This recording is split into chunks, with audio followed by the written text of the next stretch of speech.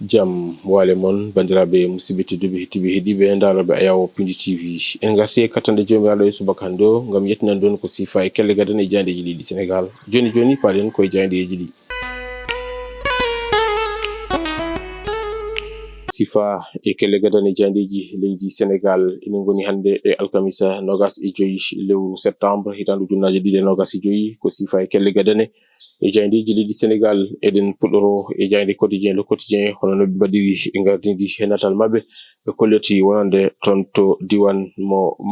Tambacounda to falde Bakel oɗo saha joni ko kulhuli woni ko jogi ɓesgolidi ɗum ko caggal nde diƴƴete fuɗɗi ngabbude e nder yogo e nokkuji ɓe kolliti noon on saha yangarta o ko hunde sattude sababu muɗum noon ko yoga e laaɓi koko taƴodiri ɓe gartine kadi e kongudi omo ganduɗa ko kam woni maire commune mo Baalu kanko non o arti ngam wadde erago fewde e laamu ngu nde fabotoɓe kono ɗum ko kamɓe musidmen janiyankoɓe ɓe garti el haali Wally Seck ɓe kolliti noon Wally Seck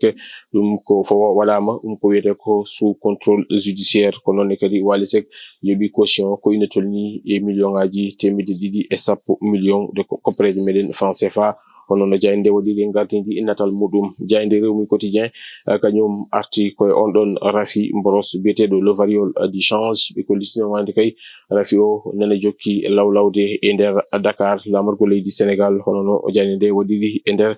gardidi e natal muɗum kolliti noon ɗum mon kam habdi ɗum mon ko jagoɗo kalfinali ko yuti e cellal ɓalli hono no jayde waɗiri e gardidi e natal muɗum ɓe gartini kadi alhaali Amadou Sall ɓe kolliti noon omo ganduɗa kam woni Wally Seck kañum heeɓi ko wiyete ko liberté ɗum ko caggal nde o yaltini ko ene tolni e million ngaji temedde ɗiɗi e sappo o foy ɗum e tabangal o wawi hebde nden ɗon liberté jayde nde arti hen jayde le point kañum arti ko e hitande caggal ko urti e jomi ko on gorkajo woni Amadou Mokhtar Mbow ɓe kolliti noon ɓe garti kamɓe musidɓe jandiyankoɓe e on ɗon héritage woni ngun ɗon ndunu go ɗacci caggal makko ɓe mbitande ko duuɓi temedere e ganda kay ko combat woni tan ko darade e sirginade e haɓade daranade leydi makko jayde nde arti hen ko noon kadi kamɓe musidɓe jandiyankoɓe ɓe garti e alhaali Wally Seck ɓe kolliti no wande kay Wally Seck ɗum ko caggal nde wonno inculpé o yaltini ko ene tolni e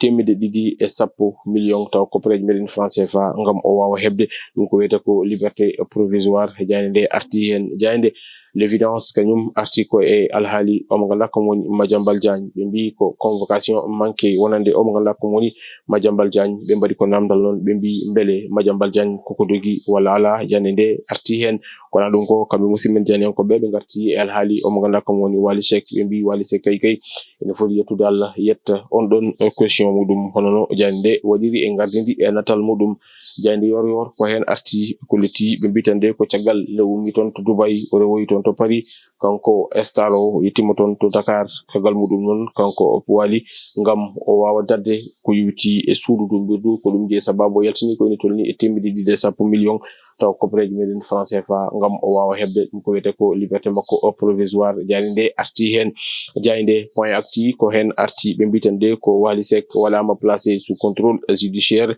kono noon kadi ɓe mbi ko omo ganduɗa kam woni Madiambal Diagne e o saaha koko majji melow hay goto yiyata ɗum wona ɗum ko kam musidmen jandiyankoɓe ɓe garti e omo ganduɗa kam woni hoorejo o leydi ndi e ɗin ɗon konngudi ganduɗa sutin ɗum toon kono ɗum ko jayde la tribune kañum waɗi ko namdal ɓe mbi ko ɗin ɗon kabruji gummoto toon to Sentif hol jaltino waɗi e ɗin rapporaji jayde nde kam ko ɗum waɗi goƴa muɗum e subaka hande o ko ngal namdal ɓe mbaɗi kono ɗum ko kamɓe musidmen janiyankoɓe ɓe garti e mo ganduɗa ko kam woni Wally Seck ɓe mbi ngam Wally wawa dadde e ɗum ko wiyete ko suudu dumbirdu walla wawa dadde e kala ko yowiti e surprise ko ɗum je sababu Wally kañum waɗi yaltini ko ene tolni e temedde ɗiɗi e sappo million taw koppareje meɗen franc CFA ngam wawa yobde ɗum ko wiyete ko caution jayde L'As quotidien kañum arti ko e konngudi hoorejo leydi ndi kolti noon kanko kay hoorejo leydi ndi waya suuti konngudi Gulɗi Diaw ɗum ko fati e droit international kono ɗum ko kamɓe musidmen janiyankoɓe ɓe garti on ɗon caution mo ganduɗa kay Wally Seck jojini ɗum toon to pôle judiciaire financière ko ene tolni e temedde ɗiɗi e sappo million taw koppareje meɗen franc CFA jayde Les Échos kañum arti e ɗin ɗon gulali kam e goytali ɓe ganduɗa kañum no hutortoɓe e woyo Fall ɓe kolliti noon oɗo sahaa joni kamɓe ɓe mbaɗi erago mabɓe fewde e Senelec wona ɗum ko jande arti e alhaali omo ganduɗa kam woni Wally Seck ɓe mbita nde ko Wally Seck heeɓi nden ɗon wellitare ɗum ko caggal nde waɗi dekkese ko ine tolni e 210 millions e koppareje meɗen franc CFA. Jande l'Observateur kañum arti e alhaali omo ganduɗa kam woni Madiambal Diagne kadi noon ko noon kadi ɓe garti alhaali ko yuti e haute cour de justice ɓe mbi noon omo ganduɗa kañum woni Amadou Ba Abdoulaye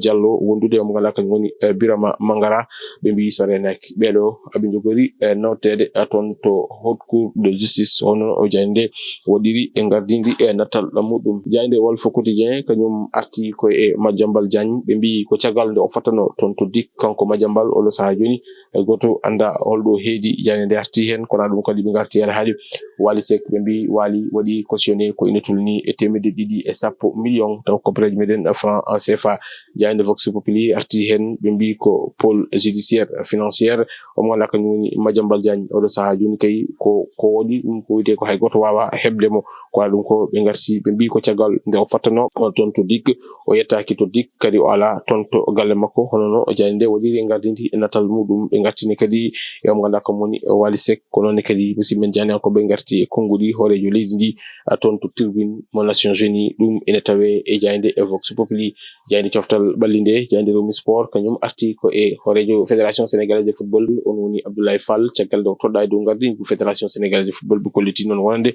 kanko Abdoulaye Fall o joƴinama e jodordo nde. Bandiraɓe musidɓe tedduɓe hettiɓe heeɗiɓe daroɓe Ayaw.tv ko ɗum woni komin andoɓinno on ko sifa e kelle gadane yoga e jayndeji leydi Sénégal ko wiide on tan hande en goɗɗi toon to studio ji meɗen to